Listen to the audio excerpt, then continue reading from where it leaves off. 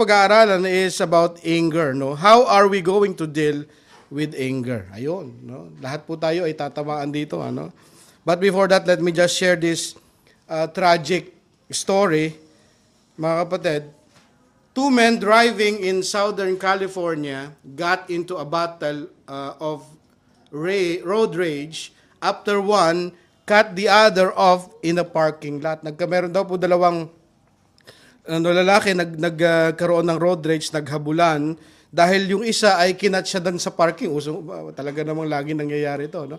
Papasok ka na, biglang merong gustong sumingit, ano? Nagkagit-gitan po sila sa parking. Ang nangyari ay naghabulan sila. The hot-headed men, dalawa sila, sped out of the parking lot in a fit of anger, chasing driving recklessly, dodging and weaving in and out of traffic. So dahil nagkaroon sila ng pag-aalitan sa parking, ang nangyari, umalis sila doon sa parking, naghabulan sila out of anger, no? Alam niyo naman yung mga galit na nagda-drive, in and out of the traffic, driving recklessly, dodging and weaving in and out of the traffic. They endangered a lot of lives before and finally forced the other to karin out of control. Na out of control yung isa. The driver frantically tried to regain control. Na out of control yung isa eh. But in the process, an innocent little girl on a nearby sidewalk was killed. A young life was taken simply because two men became needlessly angry at each other. So, yung ating pong galit ay parang ganun din, ano? Minsan, pag pinakawalan natin yung ating mga emosyon and it became out of control, merong nadadamay. Ano? So, it's a tragic story because of their emotion, uncontrolled emotion, which is anger, ay mayroong pong kinuhang buhay. God is leading us in the topic of understanding and dealing with our powerful emotions. Marami pong binigay pong emotion ng Panginoon sa atin. It's a gift from the Lord. God created us with emotion. Praise God, di ba? Hindi tayo yung parang robot. Di ba? Ang pangit naman, wala tayong emotion. Di ba? It is a gift from God. God created us with certain emotions. Ang problema kapag na-out of control yung mga emotion na yon. So today, mga kapatid, from this week onwards, we will study all the basic emotions in the Inside Out movie. May mga basic emotion doon eh. Joy, anger, disgust, yung mga sadness. Yun yung mga basic human emotions. Sa ngayon po, today, we will study about anger. Sabihin natin sa katabi mo, galit ka ba? Ay, tama-tama, ano? Tama-tama. Kung galit ka ba, tama-tama. Ito para sa ating lahat. Excuse me. Okay. So, ang ating pong focus ngayon, mga kapatid, ay sa ating personal na pamumuhay. Hindi natin iisipin, si husband ko, si wife ko, ganito eh. Hindi po magpo-focus tayo sa sarili natin, yung tatay ko, yung nanay ko, yung kaibigan ko, hindi. Magpo-focus po tayo sa ating mga sarili. Let us evaluate ourselves. No? Wag natin kakalabitin, ikaw yun, ha? Ito po ay para sa ating lahat. So, let us understand yung ating emotion, powerful emotion, which is anger. Number one, defining, tatlo po yung ating pag-aaralan. Una, defining anger. Let us study what anger is all about. What is anger? Detriment of anger. Ano yung danger ng anger? Then, dealing with anger. Paano natin ikokontrolin, no, yung ating anger? Number one, defining anger. What is anger? Ano nga ba yan? Two Greek words in the New Testament are translated as anger. Una, orge, no, means passion or energy. No? Passion or energy. And thumos means agitated, boiling outburst. Yun yung dalawang meaning ng anger sa New Testament. Isang passion, energy, and the other one is agitated, boiling. No? Kaya nga, yung word na thermo, no? Mainit, ano? It means thermometer, from the word doon natin kinuha yung word na thermometer. Meron tayong tinatawag na righteous anger. Hindi lahat ng galit ay masama. No? Sa tingin, kasi meron tayong perspective na lahat ng galit masama eh. Meron tinatawag na righteous anger. Ano yung righteous anger? Anger is not always bad. There is what the Bible called righteous indignation. When God get angry, it is always good, for He is a good God. Amen? Pagka nagalit ang Diyos, mabuti yun, kasi walang kasamaan sa Diyos eh. Kaya kapag nagalit ang Panginoon, hindi masama yun. Because there is no evil in God. Lahat ng action ng Panginoon, lahat ng kanyang pag-iisip, lahat ng sinabi niya, lahat ng kanyang ginawa ay mabuti. Sabi ng Psalm 92 verse 15, "The Lord is upright. He is my rock.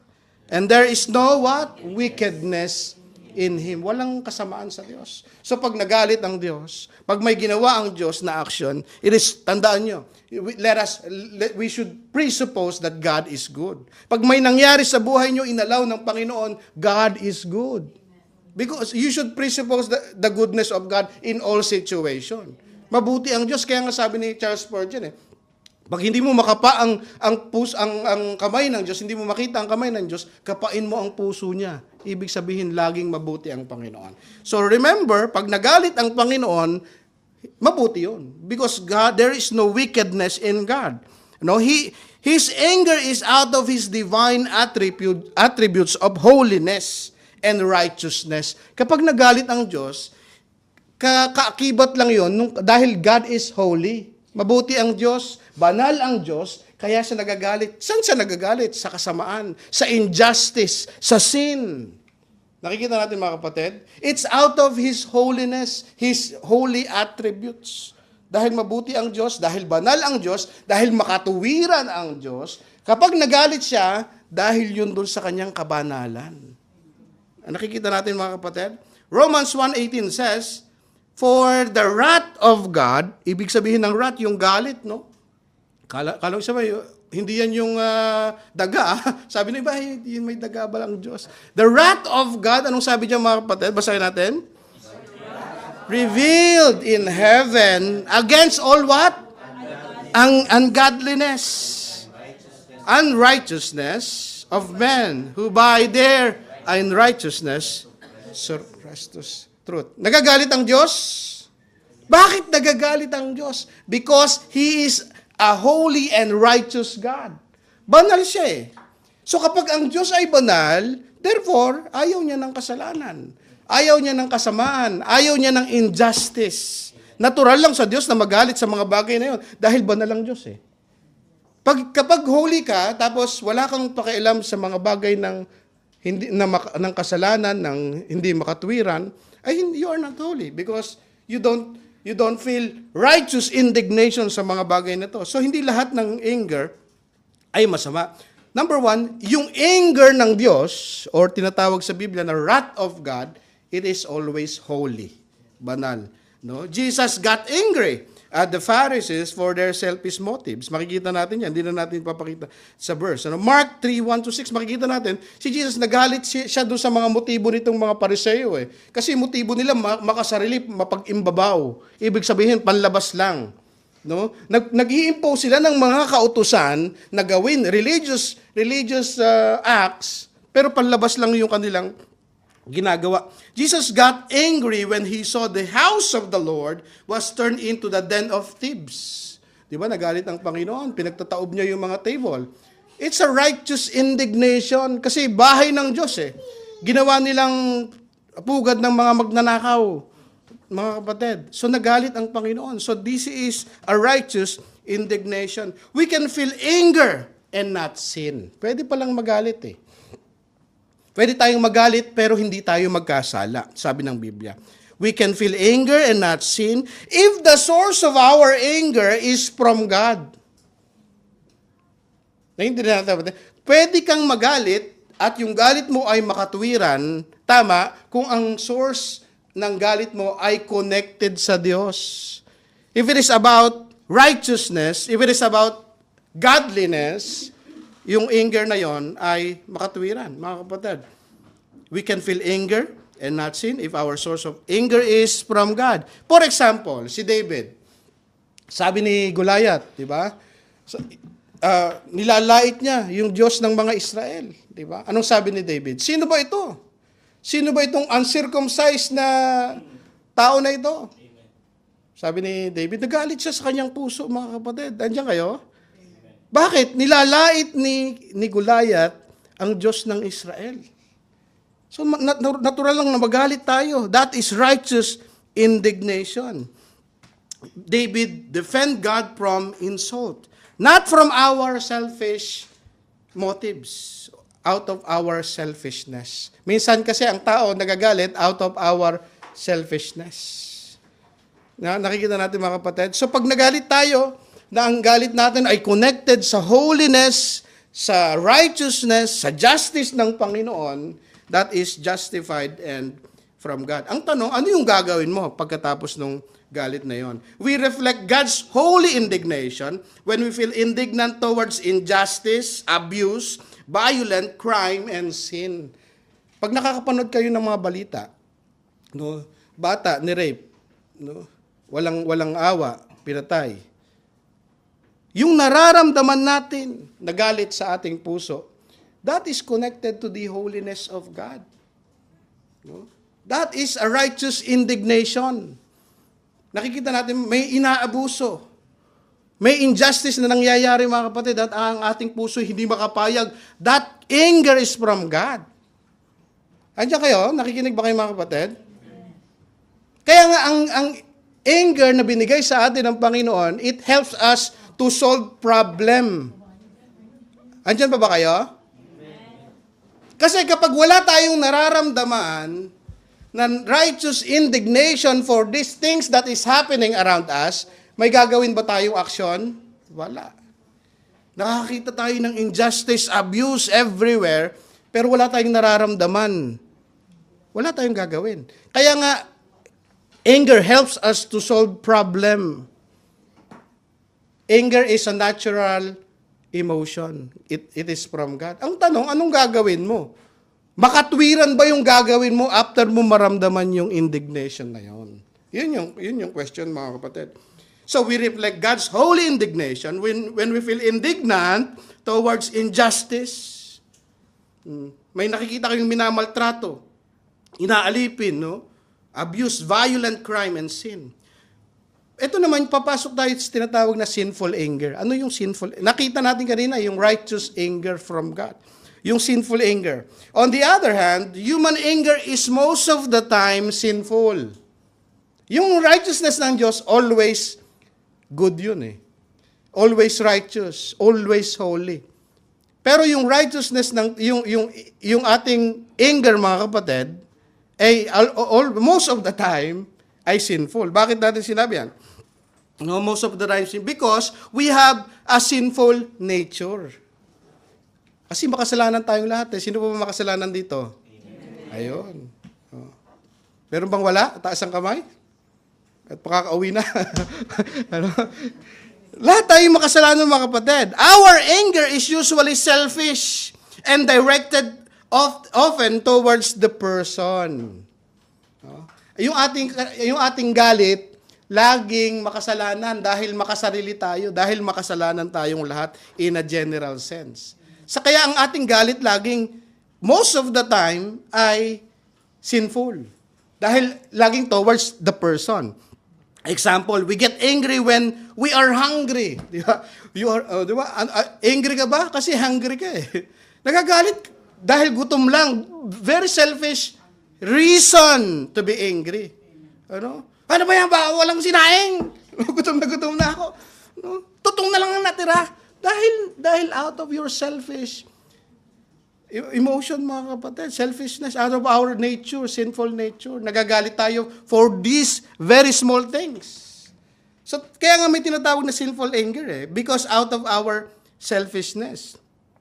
We get angry when unpleasant comments made towards us. Very simple. Diba? Oh, mga kapatid, nandiyan kayo? Ang pangit naman ng buhok mo, nagagalit ka agad. Di ba, mga kapatid? Very selfish reason to be angry. Walang kabagay-bagay. Nagagalit ka nga kahit walang ginagawa yung iba eh. Ba't ka nagagalit? Di ba? Wala lang. Nagagalit tayo for this selfish reason out of our sinful nature. So kaya nga, most of the time, our anger is sinful, mga kapatid. Basahin natin Matthew 5:22. But I say unto you, that whosoever is angry with his brother without a cause. Sabi mo, tanong mo muna yung katabi mo, galit ka ba sa akin? Without a cause. Ano? Nagagalit tayo, mga kapatid. Walang kaabog-abog. Ano? Walang kabagay-bagay na dahilan, nagagalit tayo sa iba. Pastor, galit na galit ako sa kanya eh. Basta pag nakikita ko siya, kumukulo ang dibdib ko. Bakit, sister? Hindi ko po alam eh. Basta may nasa-sense ako. Parang ang manghuhula. Basta may nasa-sense po ako sa kanya. Yung aura niya po, iba eh. Walang kaabog-abog, mga kapatid. Walang kadahilan-dahilan. Nagagalit ka sa kapatid. Sabi ng Biblia, But I say unto you that whosoever is angry with his brother without a cause shall be in danger of the judgment. Amen. Purihin na po kayo. Sige po, makakaupo muna kayo. Praise the Lord. Okay. Para po sa inyong kaalaman, ang ating pong pinag-aaralan ay emotions. From this moment onwards, ang ating pong pinag-aaralan ay powerful emotion. Sa ngayon po, ang ating pinag-aaralan ay anger. Sa ating mga bagong dating. And whosoever shall say to his brother, Raka, shall be in danger of the council. But whosoever shall say thou fool, shall be in danger of hell. Ito, hyperbolic statement ng Panginoon eh. No? Na kailangan hindi tayo dapat magagalitin. Na wala namang kabagay-bagay sa ating, lalong-lalo na sa ating mga kapatid. Anger can become sinful when it is motivated by pride.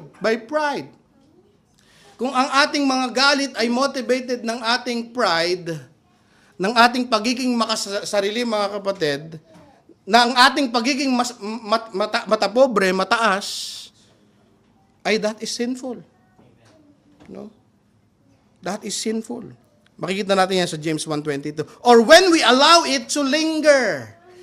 Makasalanan ng ating galit kung ang ating galit ay out of pride. Amen? Sino po ang mga ma-pride? Say amen. Ayun, praise God. Umaamin na. Kanina, hindi gaano eh. Umaamin na, praise the Lord. No? Pag out of pride yung ating galit, hindi tayo makapayag, nasabihan tayo ng mga bagay na gano'n, mga kapatid, na hindi naman, hindi tayo makapayag, ay kasalanan. Ito din ay kasalanan when we allow it to linger. Ibig sabihin, pinagtatagal natin ang ating mga galit. Andiyan kayo? Ang galit daw na ay nagiging makasalanan kung ano. Una, mga kapatid, anong sabi ng Biblia? Kung ito ay out of pride and if we allow it to linger. Ang tanong ko sa inyong sa gabing ito, gaano nakatagal yung galit mo? When you allow it to linger, it becomes sinful. Nag-i-stay. Amen? Andiyan kayo? Yung mga galit bang nag-i-stay, meron pa ba dyan, mga kapatid, sa ating mga puso, ay alisin na natin. Indication that the anger becomes sinful,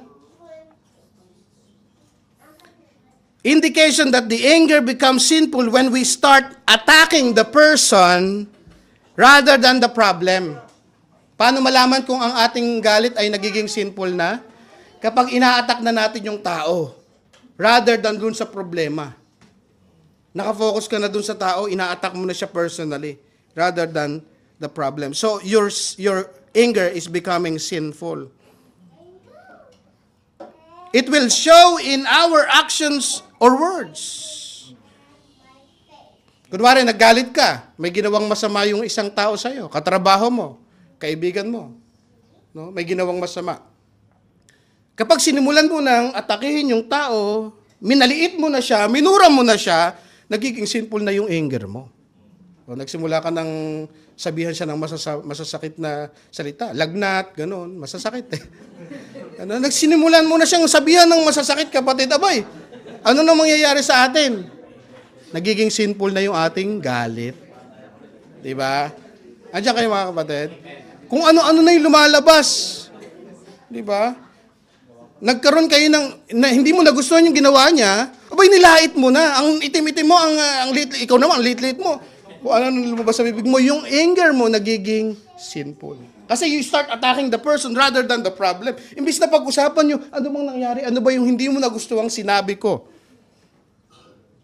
Diba? Rather than the problem, you're attacking the person. Nagiging sinful yung iyong anger. Sabi dito ng Biblia, example, belittling others, cursing others, slandering others. Pag ini-slander, ibig sabihin sinisira ang puri mo na yung tao.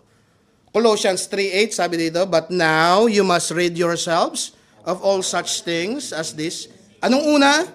Anger, rage, malice, slander, and filthy language. Hindi dapat nagmumura, mga kapatid. O pag nagalit ka, nagiging sinful na yung iyong galit pag nagmura ka na. No? Puto konsinta, kung ano lumalabas eh. Di ba?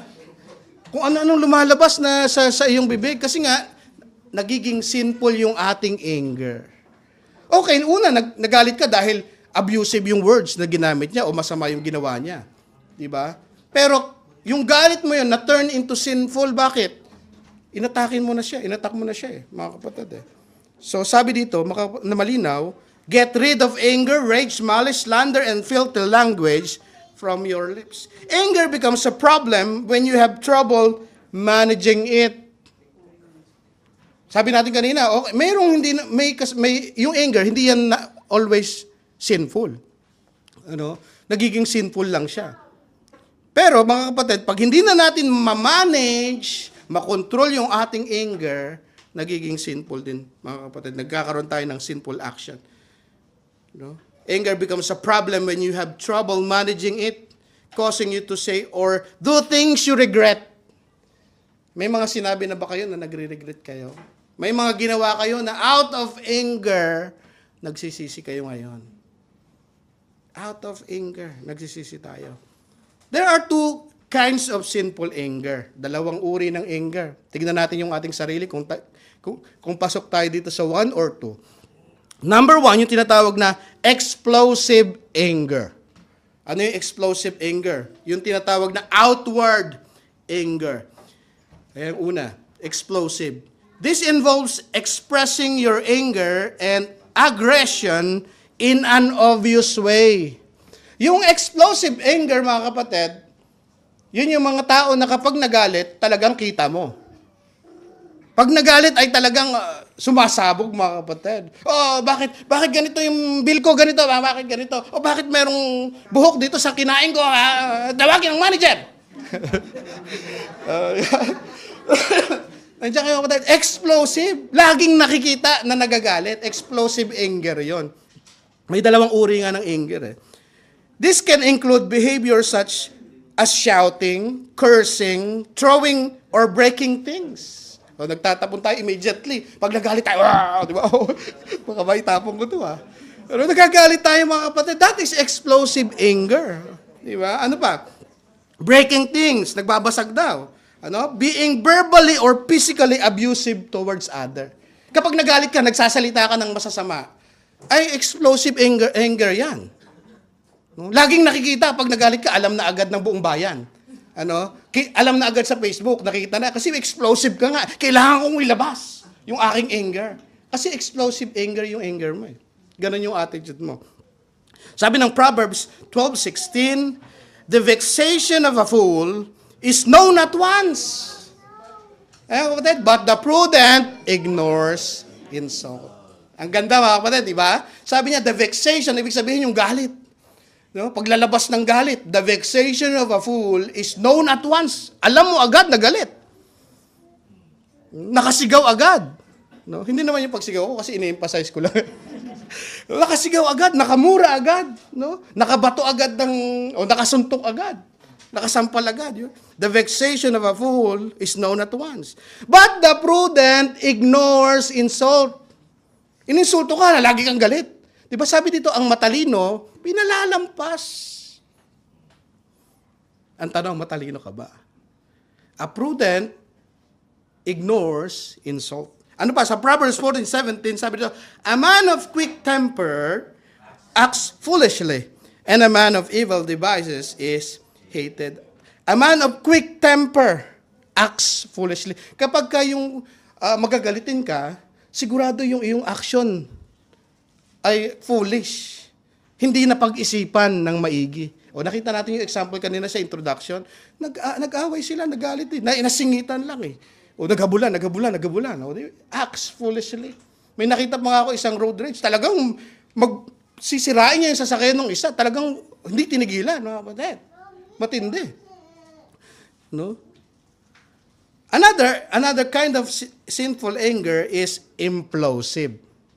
Kanina, outward lagi, explosive eh. Bombastic ang galit. Dragon lagi mo makikita. Pero ito naman, sinful anger, pero anger pa rin to. No? Anong implosive anger or passive anger? Anong ibig sabihin nito?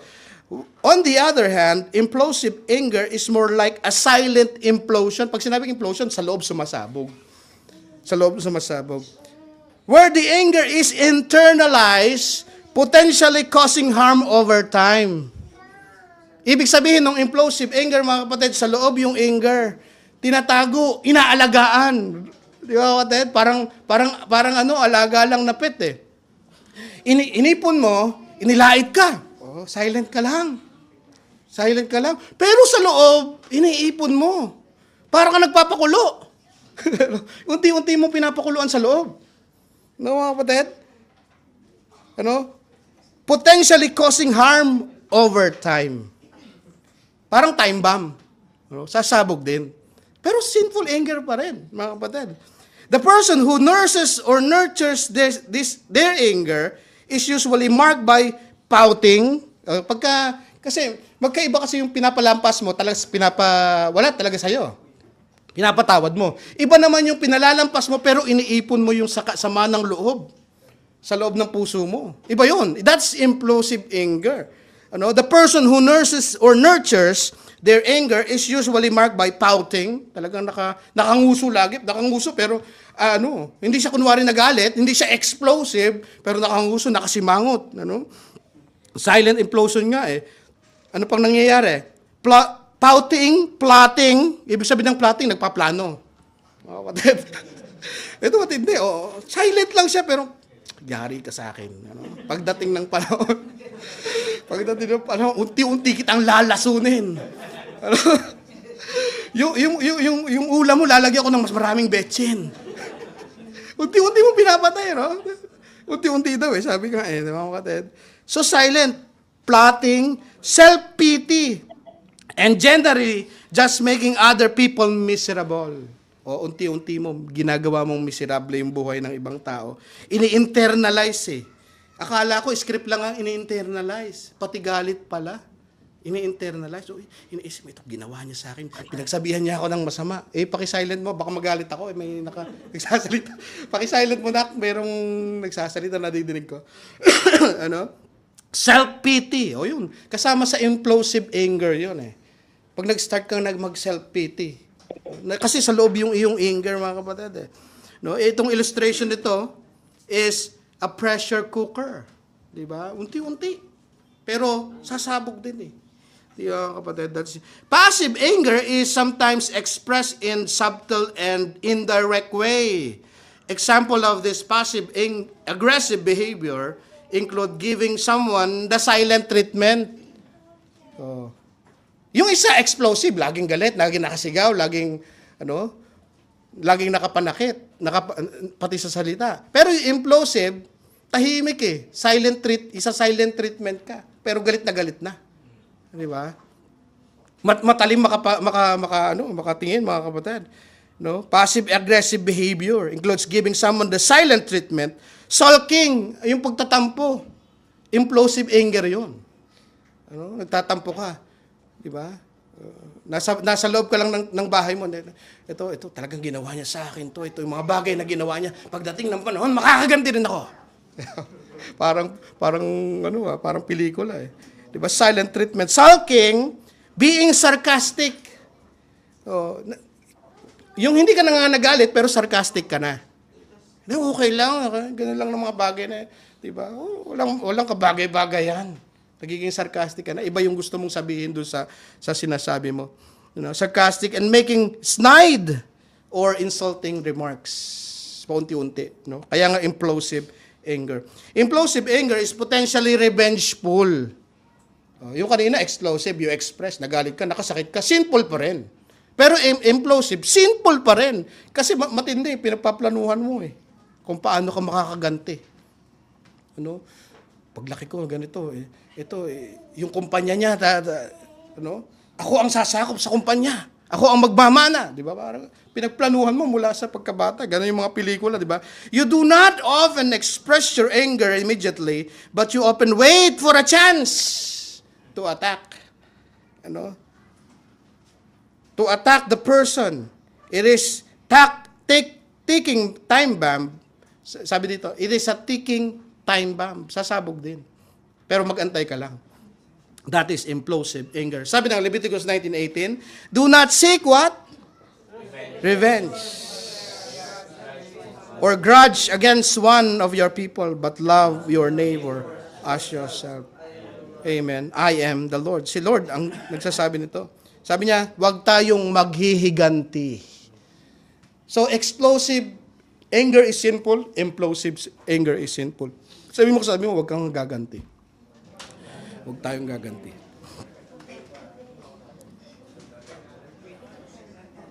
Therefore, we must stop internalizing our anger. Di ba? Huwag nating isip-isipin yung ating galit, mga kapatid. Huwag nating inurse yung ating galit. Hindi naman yan lalaki, hindi naman yan... Kapag sabi nga nung isang commentator, kahit anong nurse ang gawin mo dyan, pag-aalaga ang gawin mo dyan, hindi yan gagaling. Kahit inurse mo ng inurse yan, hindi yan gagaling. Lalala pa yan, mga kapatid. Ephesians 4:26-27, be angry and do not sin. Do not let the sun go down on your anger and give no opportunity to the devil. Sabi niya, be angry. Yes, it's okay to be angry. It's an emotion Pero ang tanong, sabi niya, and do not sin. Pwedeng anger lang. Pero kapag pinatagal mo na yung anger, in-internalize mo na yung anger, nagiging kasalanan, mga kapatid. Do not let the sun go down. Ibig sabihin, huwag mo nang hahayaang matulog ka nang galit ka pa. Baka mapaginipan mo pa siya. Di ba, kapatid? Andiyan kayo? Huwag nating hayaan yung galit nating mananatili sa ating mga puso. Kaya naalala ko yung kwento Pastor, sabi niya, naniniwala po kami sa turo niyo. Sabi niyo po, huwag pong hahayaan yung araw na lumubog na kami po ay magkagalit. Kaya po, kami po, ginawa po namin yung payo niyo. Tapos nakita yung dalawang mag-asawa, puyat na. Yung pala hindi natutulog, 1 linggo na. Hindi po namin, ina-apply po namin yung turo niyo na huwag pong matulog, na magkagalit. Ayun. Puyat na Hindi, wala pala, 1 linggo na pala hindi natutulog. Hindi ganun yun. Ibig sabihin, huwag patatagalin. Hindi about pagtulog yung tinutukoy dito. Hindi about yung sun. But, huwag patatagalin yung galit sa ating mga puso. Implosive anger can also turn inward aggression. Yun yung danger ng implosive anger. Pagka in-internalize mo yung anger sa puso mo, ang nangyayari, nagkakaroon ng inward aggression. Ibig sabihin, sa sarili mo ka na nagagalit. In-internalize mo. Hindi mo ma-express yung galit mo. Ngayon, nagagalit ka na sa sarili mo. This type of anger is directed to yourself. It involves negative self-talk, denying yourself things that make you happy or even basic needs. Ayaw mo nang kumain. Kasi nga, implosive yung anger mo napunta na sa sarili mo, yung galit mo. Ayaw mo nang kumain, denying yourself things that make you happy, such as food. Self-harm and isolating yourself from people are other ways anger can be directed inward. Naging inward na yung implosive anger. So, una mga kapatid, tandaan natin, na-define natin kung ano yung anger. Merong righteous indignation. Kung nagagalit tayo sa kasalanan, that is from God. Sa injustice, that is from God. Pero yung we let it linger, at yung action natin nagiging sinful, that is sin, mga kapatid. Pangalawa, yung danger ng anger. Ano ba yung danger ng anger? The detriment of anger. What is the negative result of anger?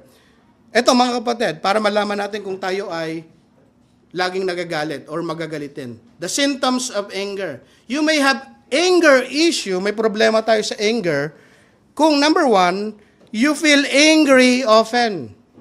O, tingnan natin kaya nga sabi natin, wag natin tignan yung iba eh. Yung sarili natin, lagi ba akong nagagalit?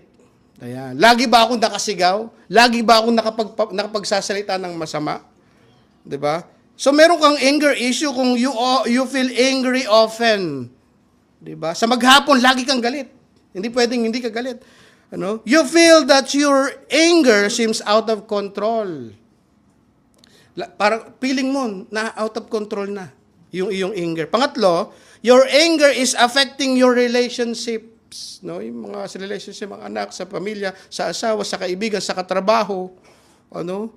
Magagalit ka, makikita mo na lang, marirealize, bakit umiiwas yung mga katrabaho ko? Yung pala, may anger issue ka na. Ano? Pag nakita ka sa hallway, ayan na, si madam, lumiligo agad eh.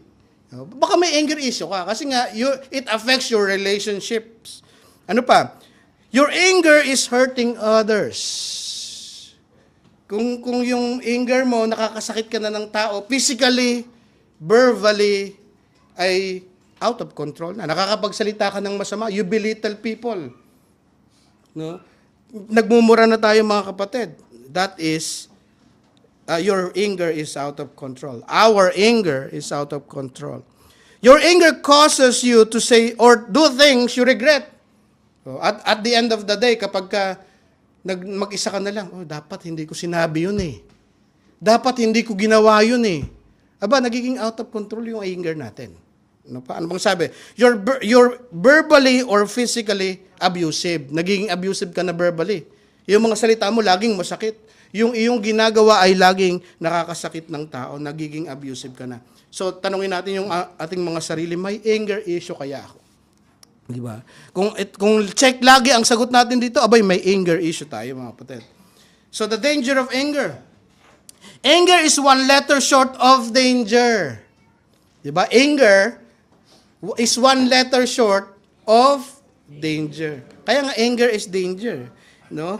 And that's good warning to keep in mind. Anger can cause a great damage, not only in your life, and in the lives of those people around you. Hindi lamang sa buhay mo, makakaapekto yung out of control na anger.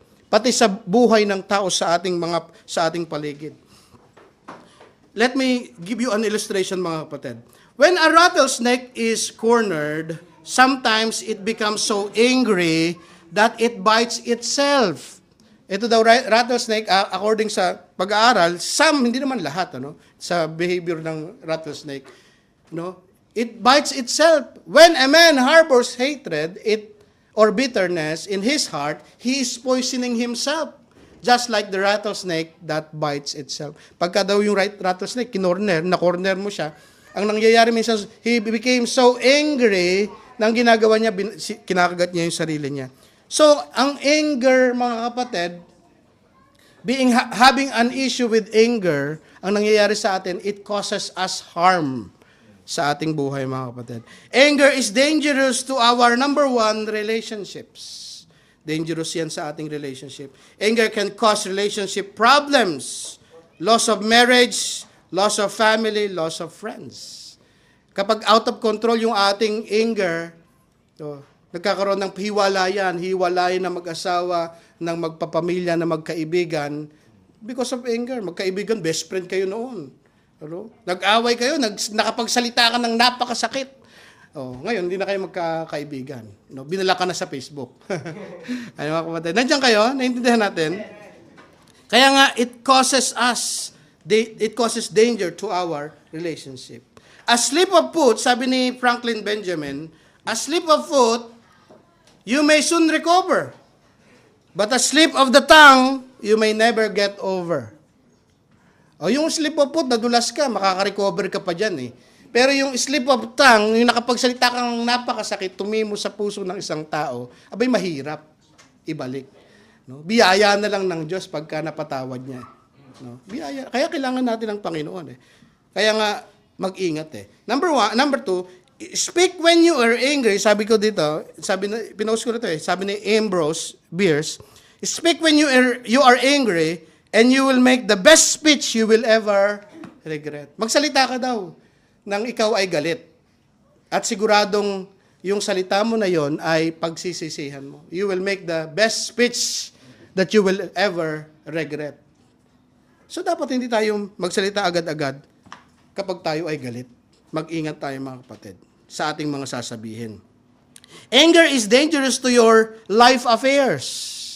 Sa ating buhay-buhay. Dangerous to yung mga kapatid. Loss of job, lawsuits, damage of property, harm to others, and it can lead to murder. It is dangerous to your relationship. It is dangerous to your life affairs. Sa trabaho natin, sa ating buhay-buhay, no? Loss of job, lawsuits, damage of property, harm to others. Anger is also dangerous to your health, dangerous to your relationship, dangerous to your life affairs, and dangerous to your health sa ating physical na pamumuhay. Anger can affect your mental, emotional, and even physical well-being. Some related health problems that can be related to anger are high blood pressure. Totoo pala yun O bakit ka high blood lagi? Kasi nga galit Nakaka-apekto yung galit sa ating blood pressure. Sabihin mo sa katabi mo, relax ka lang. No, kailangan tayo, may nurse ba tayo dyan mamaya, lahat ng lalabas, i-check natin baka may high blood pressure nakaka-apekto pala yun mga kapatid. High blood pressure. No, ano pa? Anxiety, headaches, stomach problem, ulcer, colitis, and insomnia have all been linked with unresolved anger. Related pala ito. Sabi sa pag-aaral, itong mga sakit na ito, it can be related to our anger issues. Therefore, sinful anger is dangerous, and it is important for us to deal with it as soon as possible. No? Kaya yung ating galit, dapat kontrolin na natin. Sabihin natin sa sarili natin, I will control my anger. Wag sa kabila. Wag sa kabila. Kasi nga, sabi ko sa inyo kanina, pang sarili muna I will control my anger. Amen. Eto na ngayon. So, paano natin kukontrolin? How are we going to deal? Number 3, dealing with anger. How to deal with anger? Christian counselors reported that 50% of people who come in for counseling have problem dealing with anger. Sabi ng mga Christian counselor, ibig sabihin yung kina-counsel nila most of the time ay mga Christian. 50% ay may problema sa kanilang, may problem sa kanilang anger, may anger issue. Things to remember to help us handle our anger. Ano yung mga dapat nating tandaan para ma-handle natin yung ating anger? Una, remember that God is sovereign. Okay? Para ma-handle natin yung ating galit, unang-una, palagi mong paalalahanan ng sarili mo that God is in control. Kasi kapag hindi mo alam yon, hindi mo pinapaalala sa sarili mo, magagalit ka sa lahat ng nangyayari sa paligid mo. Ay, nagdidigmaan na. Ano ba nangyayari sa buong mundo? Lahat ng, mga kapatid, nakikita niyo yung ibig sabihin natin dyan. God allows things to happen to us for a purpose. May nangyayari sa buhay natin kasi inalaw ng Panginoon yan. God is in control. Bakit nangyari ito sa aking buhay? Bakit ganyan yung ginawa sa akin? Bakit ganito? Remember that God is sovereign God. It will help us deal with our anger. When we encounter difficult people, remember that God perhaps brought those people to us for a purpose. Ay, nakilala kong tao na yung mga difficult people, yung katrabaho mo, kapamilya mo, ka-churchmate mo, nakilala natin yan for a purpose. Probably to mold us to become like Jesus. May purpose ang Panginoon. God is sovereign. Hindi yung lagi tayo nagagalit sa mga tao. Pangalawa, una, ano yung tatandaan natin? Remember that God is in control. That God is sovereign. Ang Diyos ay ang makapangyarihan sa lahat. He is in control. Ano man yung nangyayari sa paligid natin. No? Hindi ko man ini-expect mangyari yung bagay na instead na magalit ka, remember that God is in control. Diba? Nawalan ka, God is in control rather than gawin natin magalit tayo. Number 2, remember that vengeance is not ours. Pangalawa, mga kapatid, dapat i-remember mo una, God is in control para hindi ka laging magagalitin. Pangalawa, that vengeance is not ours. Hindi sa akin ang paghihiganti. When there is abuse, evil, and injustice committed, we must always remember that God is a just God. No? Makatwiran ng Diyos. Hindi niya hahayaan yung mga bagay na yan. No? Kasi pag mayroon tayo napapanood, nababalitaan na parang injustice, abuse, parang gusto nating i-take yung justice on our own hand. Alam mo yung pelikulang The Punisher? Diba? Siya ang gusto niyang pumatay sa lahat ng mga kriminal, di ba? Gusto mo ikaw Remember, vengeance is not ours. No? Mayroong justice system diyan God allowed those justice system para parusahan yung mga bagay na yun. Kung hindi man, makatakas man sa justice system, hindi na parusahan, pastor Nakakatakas pa rin Remember, God is a sovereign God. Remember that God is a just God. Hindi makakawala yan. Di ba, kapatid? Kaya nga ang paghihiganti, hindi para sa akin. Kapag ikaw nasa isip mo laging, kailangan kong makahiganti, you will live an angry life. Lagi kang galit sa buhay mo, mga kapatid. Andiyan kayo? Hindi, kagantihan ko yan. Nag-aantay lang ako ng tamang panahon. Hindi ganoon, mga kapatid. So remember that vengeance is not ours. Sabi ng Romans 12:19, basahin natin. My friend, but leave room for God's wrath. Says the Lord. Ang paghihiganti ay akin, sabi ng Panginoon. Ang problema sa maraming tao, hindi na dinudugtong yung sabi ng Panginoon. Ang paghihiganti ay akin. hindi na dinugtong yung sabi ni Lord, according kay God. Hindi sa atin ang paghihiganti. Sabi mo, huwag kang gaganti. Huwag kang gaganti. Amen? Hayaan natin ang Panginoon. Kasi kapag ka kaya nga ang paghihiganti ay get even Andiyan pa ba kayo, kapatid? Even lang. Di ba? Nakita niyo ba yung concept? Ang paghihiganti, you get even. Patas lang. Pero kapag hindi ka naghiganti, mga kapatid, hinayaan mo ang Panginoon, mas lamang ka. I hope naiintindihan siya sabi ko, kapatid. Mas lamang tayo. Sabi ng Biblia, vengeance is mine, says the Lord. We can do something when evil is done, such as witnessing or telling the authorities, but we should not take the law into our own hands. Hindi akong papatay dyan, pastor, pag nakita ko yan. Kapatid, relax. Hindi ikaw ang batas. Diba? Vengeance is sa Panginoon. Magbigay tayo ng room para sa paghihiganti ng Panginoon. Hindi tayo ang hihigante. Pangatlo, remember to reciprocate evil with good. Una, God is sovereign. Pangalawa, anong iisipin natin, tatandaan natin, mga kapatid?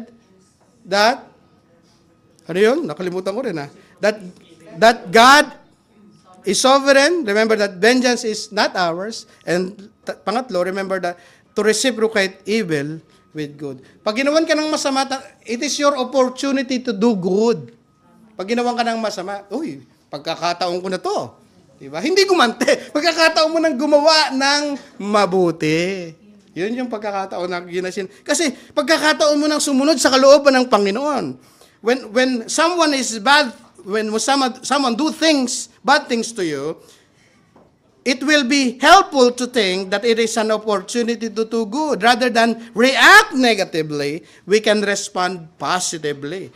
Romans 12:20, anong sabi dyan? Basahin natin. But if your enemy hungry, feed him. Andiyan kayo. If he is thirsty, give him something to drink. For so doing, you will be heaving miracles on his head. Kapag daw ginawan ka ng masama, yung kaaway mo, anong gagawin mo? Pakakainin mo. Pakakainin mo ng may lason.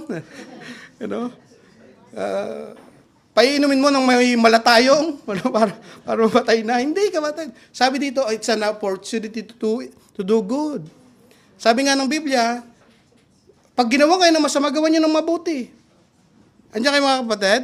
Pag ginawan tayo ng masama, gawan natin ng mabuti. So therefore, remember for us to stop living an angry life. When pag ginawan tayo ng masama, it is now our opportunity to do good, to reciprocate evil with good. Take it as an opportunity to be like Christ. Andiyan pa ba tayo? Amen. Opportunity mo na yun para maging kagaya ni Jesus. Ano ba yung ginawa ni Jesus Christ? Namatay siya para sa kanyang mga kaaway. O, sino yung mga kaaway niya? Tayong lahat. Namatay ang Panginoon. Gumawa siya ng ultimate act of goodness sa kanyang mga kaaway.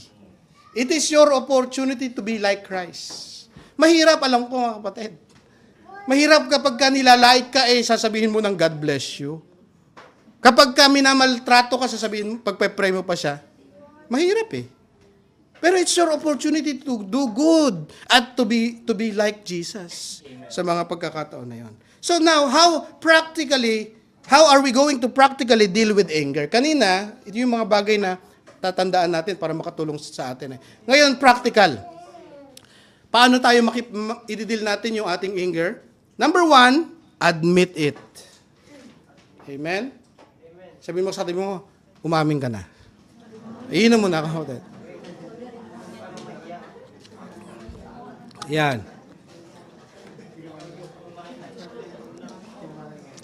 Mahirap kasi gamutin kapag ka hindi aminado. Di ba? Kunwari, pupunta ka sa ospital, anong sakit mo? Sasabihin sa'yo ng doktor, pumasok ka, anong sakit mo? Okay na okay po ako, Dok. Mahirap gamutin. Ay, sige, umuwi ka na. Sasabihin sa'yo ng doktor, umuwi ka na. Di ba? Wala.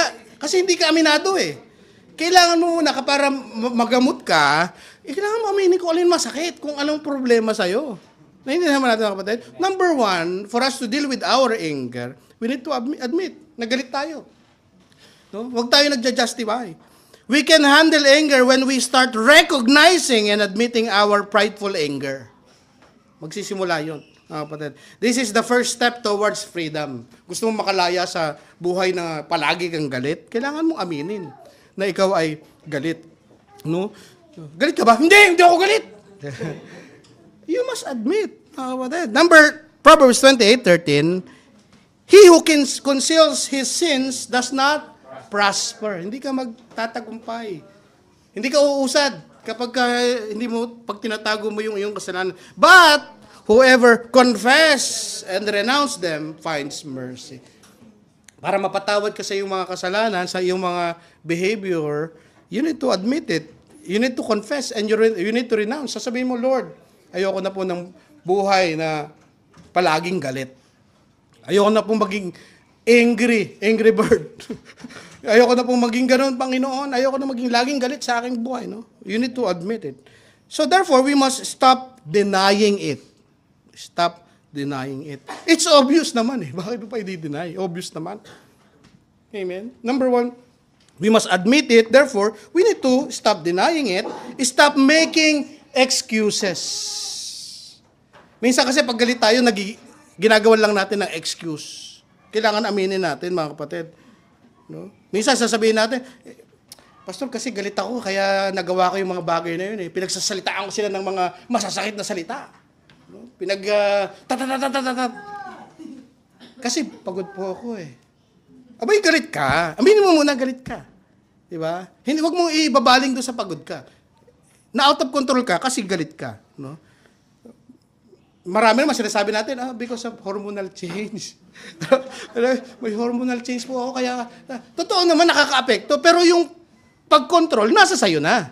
Di ba? Oo, naintindihan natin, merong nangyayari scientifically, biologically sa katawan natin Kaya nakaka-apekto sa ating temper. Pero kung paano mo kontrolin, nasa sayo How you control your anger, paano mo ipoproject yung anger mo? Paano mo express yung anger mo? Nasa sa atin na, kapatid So, stop making excuses. And another thing, stop blaming others.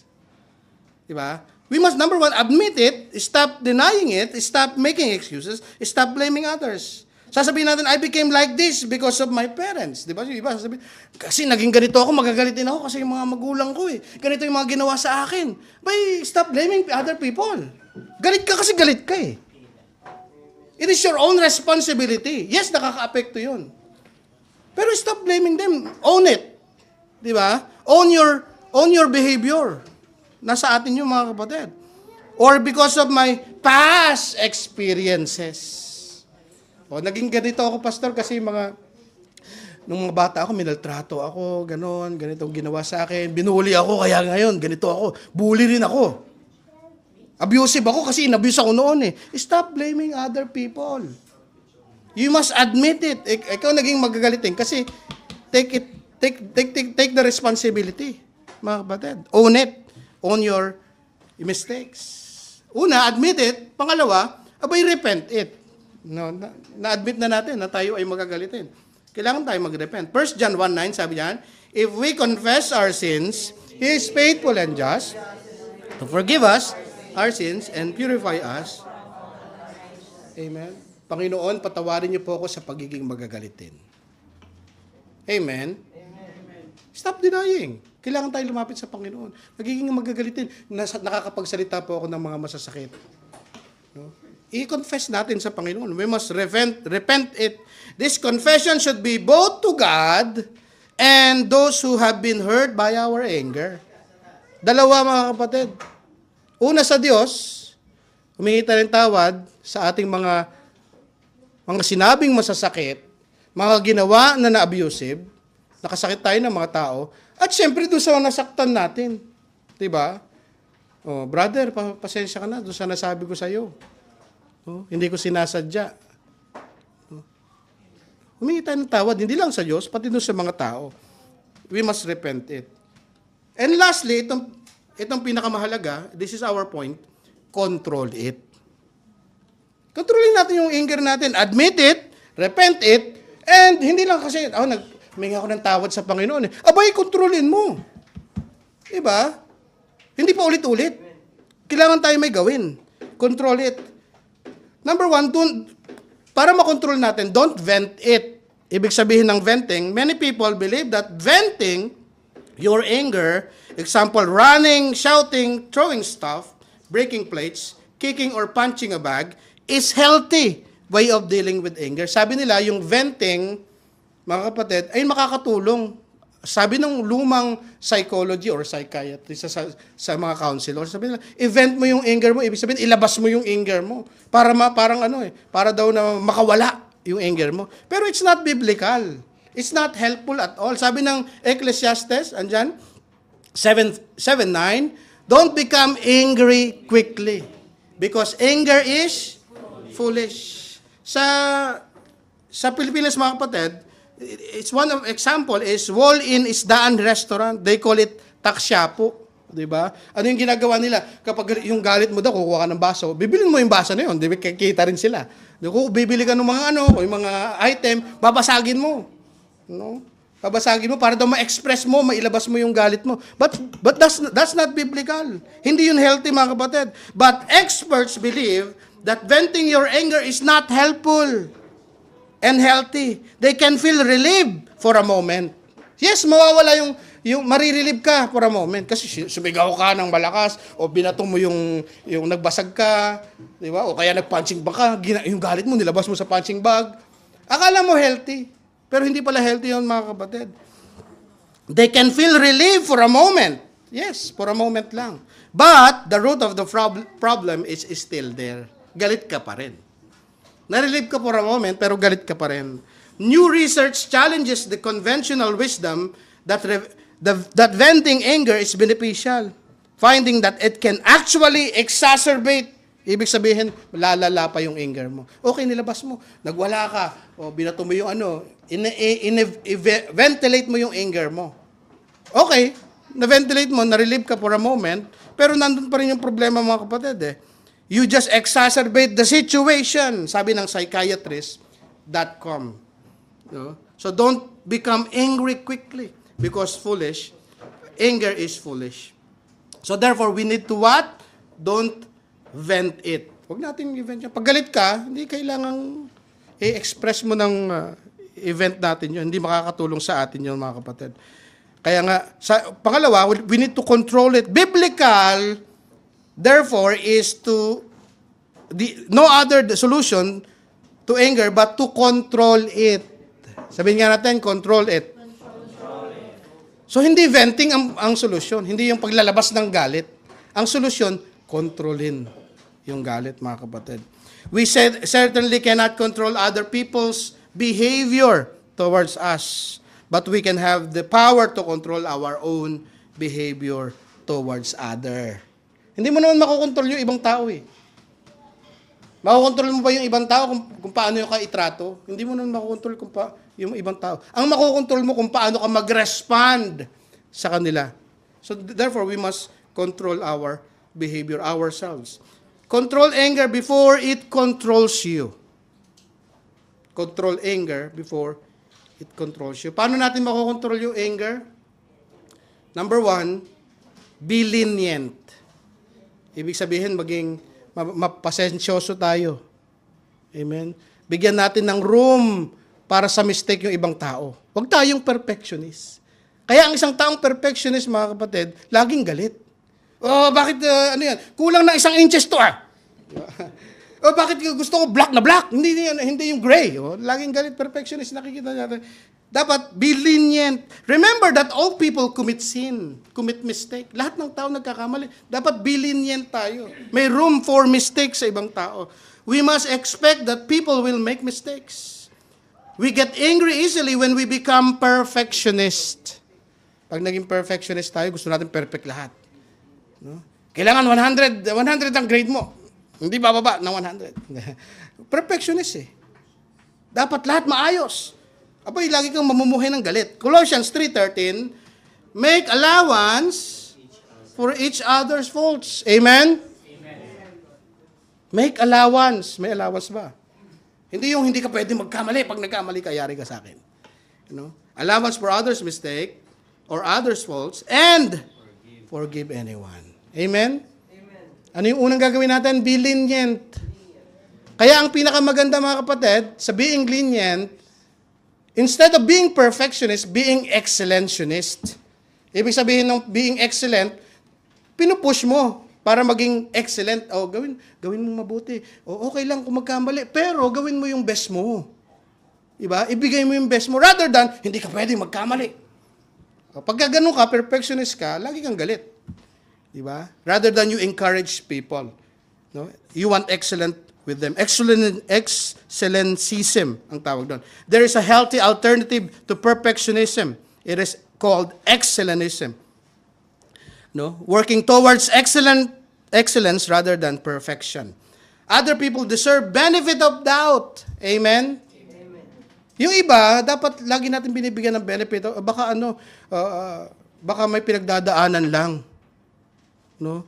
Hindi na pwedeng magkamali. Pagka lagi magagalit pagka perfectionist ka. Naalala ko, mga kapatid, dapat iisipin natin baka may problema, 'di ba?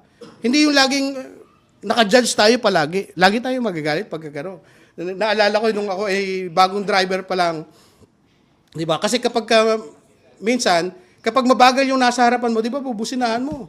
No? Galit na galit ka. No? Kaya nga sabi natin, give the benefit of the doubt. Pag-isipan mo, baka may problema. O, naalala ko, nangyari sa akin yun, kasi bago pa lang ako na driver. Yung dati namin sasakyan, alam nyo naman yun eh, talagang 14 years na yun eh. Matanda na yun, talagang marami ng problema. Nung susunduin ko si Sister Cherry, papunta ako ng Sheikh Muhammad Road, malapit na ako, mag-e-exit na ako eh. Just dapat nasa outer lane na ako eh. Last lane na ako sa slower lane. Yung lane na yun para sa mga truck. Ngayon may problema yung sasakyan. Hindi na siya nag-third gear. No? Hindi na siya aarangkada. Hanggang second gear lang siya noon eh. Pagka nag-second gear na siya, nag-shift na siya mag-isa ng second gear, ayaw na mag-third gear, ayaw na bumilis. Kahit apakan mo na todo, ayaw na. Ngayon, mayroong mga truck ang lalaki sa likod ko. Busina ng busina. Busina ng busina. Ako naman sinasabi sa sarili ko, relax lang, pasensya kayo kasi masira yung sasakyan ko. Pero kung ikaw kaya yung nandun sa likod, baka, di ba, magagalit ka eh.